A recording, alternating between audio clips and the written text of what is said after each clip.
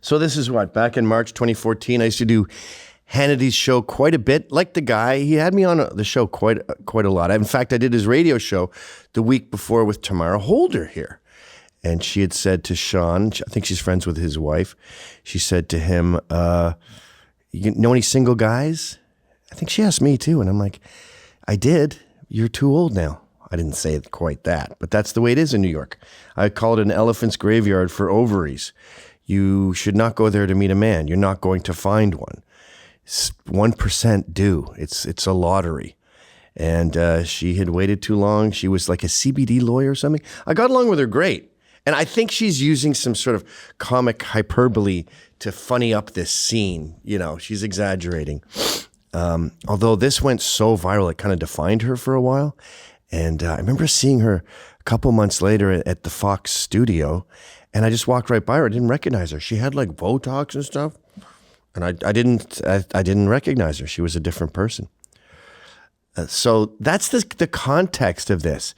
I'm not antagonizing some random chick I never met before. I knew her, and I was trying to impart to her the importance of settling down. You know, Sex in the City has committed genocide. In a sense, it's taught a whole generation of women that they're badass bitches and they're going to go dominate New York City and collect Milano Blahnik shoes and sleep with everything that moves. And that's going to make you miserable. Even the woman who wrote it, I think, Candace Bushnell or something, she totally regrets writing that and telling all these girls that they don't need to get married or settle down. So for all the damage that kind of propaganda does, I was trying to undo it and say, ladies, trust me.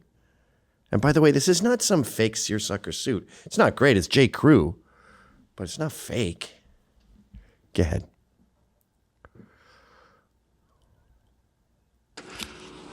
There's a part of me that says, oh, I love Hillary. I love Hillary. Oh, yes, we can. Obama. There's like, liberals are sort of like zombies. They repeat what they hear, and they know. Why did they say they'll vote for somebody and know nothing about the candidate? That infuriates me because they can cancel out my vote. Why do you actually believe the Washington Free Banana Peel whatever group that did this search on Hillary Clinton? It's actually true. No, it's not true. It's a far-right group that took the data and manipulated it to support their position. By the way, Obama does the same thing and pays less. Is this where you guys now get your information? Washington Free Beacon or whatever? Wait, They're the pause. ones, anything that's reported. Pause. I thought this was a weird take. The Washington Free Beacon is a pretty well-respected paper at the time. I don't know why she's calling it like a rag. That seemed weird to me. Sorry, go ahead. Hillary Clinton did this, did that. There's absolutely no evidence of this, and it's just not true. It actually is true. No, it's not. Washington Gavin? Free Banana Peel is not a legitimate The organization. Washington Free Beacon, which is a legitimate newspaper, yes. Look, there's different ways to look at the data, but the big picture here is women do earn less in America because they choose to. They would rather go to their daughter's piano recital than stay all night at work working on a proposal. What? So they end up earning less. They're less ambitious, and I think this is sort of God's way. This is nature's way of saying women should be at home with the kids. They're happier there. I hope that your viewers do not take you, sir, seriously. There's a great book you should read. It's called Why Men Earn More, and it's all about women choosing to put family over work, and that's why they earn less. Having a choice does not mean that you're less ambitious, and your comments are absolutely deplorable. Sean, I would like less ambitious in the workforce. I would like you to adjust it.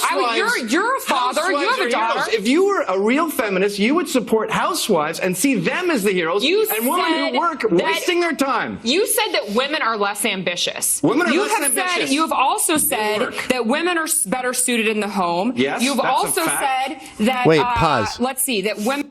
Isn't it weird how she's got this list of things that I've said, and I just said them like 10 seconds ago? I did say that seconds ago, but okay, go back to your little list. Women are emotional and women shouldn't run for public office. All of these things that just I never said absolutely, women shouldn't run for public office. Yes, you have. You've said that If we're talking before. about 50% of the population, generally out of this 250 million people or 150 million people, most women are happier at home. They are pretending that they like working, and they're not making money because they don't stay all night at the office. They don't go the extra mile. Why They am I don't work sitting all here? weekend. I'm You're making a sitting here- mistake. You would be much happier at home with a husband and children. Oh boy. Oh. I mean, boy.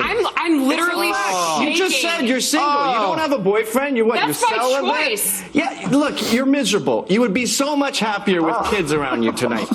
Imagine coming home, mommy's home. You know what, Gavin? You're not funny. You're not what you I'm not you do trying to not be funny. do I'm anything. trying to make you happy. You do not do anything for the better. Sean, this isn't funny. Feminism has made women miserable. Women were much happier when housewives were glorified. Guess what? I had a choice to be married, and I chose not to. I have a choice to have kids. You made a mistake. Tamara, we'll give you the last word. Go ahead. I think that your guest here is doing a disservice to all of the viewers and doing a disservice to America by saying that women, that I need to be married, that I would be happier at home. That you're what, miserably married? Just because No, I'm just ecstatic. having a I'm ring trying on. to share my joy. You should see my little Not 2-year-old. everybody has the same life pattern as you, I know, okay? it's the fall and not of our everybody race. wants to It's marry the death somebody of in a the world. bootleg seersucker suit the end of and go home to that. civilization. I don't want to go home to that. You don't have to go home to me. Go home to a hunk. Oh, gosh. Jesus. This is absolutely disgusting. And Sean, I you have should nothing actually to say. speak You up do. for the viewers today and let them know I that think your we- daughter should have a choice. I think course women she do should have a have a choice. choice. Absolutely, of course. No one's saying I agree with women that. shouldn't have a choice. All right, when we come back. That whole women should have a choice thing. When I say women would be happier at home, the implication is that I'm a dictator, I'm Mao, and I'm going to drive a paddy wagon around to all these different offices, even the ones that are wearing false mustaches. I'm going to grab all the women, throw them in the paddy wagon, take them back to the kitchen. How do I stop them sneaking back into work? I'm not magic. Of course, women should have a choice, but they've been brainwashed into thinking that they love it. And look at their jobs. It's like HR.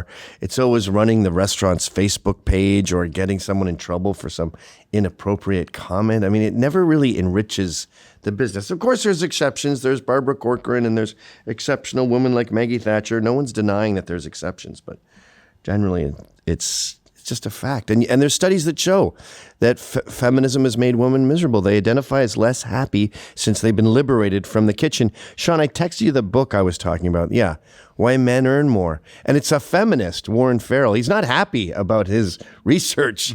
And basically he discovers that, yeah, women choose less lucrative positions and they don't have the sort of, for lack of a better word, lust. They don't have the economic libido to stay late and to innovate. And they're really just sort of clocking in.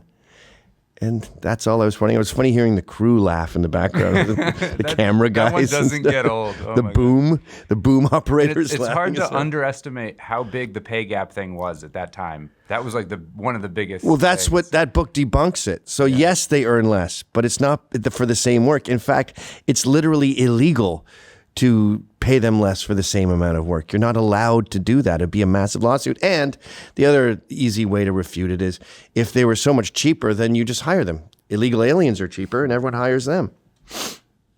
Hannity used to start every show. He'd see me in the green room and he'd go, "Don't fuck this up." And I always did.